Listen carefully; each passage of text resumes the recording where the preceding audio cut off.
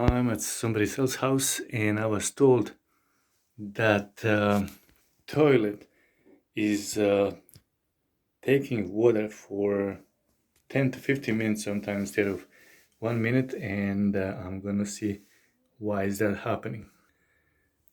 This is how it looks inside, and this is the floating thing that controls the level of water, and here is the screw that I believe, actually I already figured that out because it was leaking after the last flush, that floating thing is too high up and the water is going out of here over, and it takes a little bit longer to stop. So I just did is screw this screw by hand few times, and water will be controlled not to go over this and spill over and take too long to stop. So let's test it.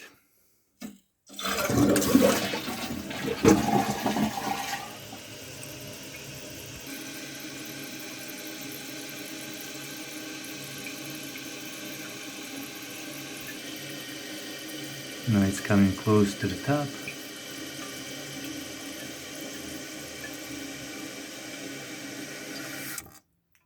And it stopped.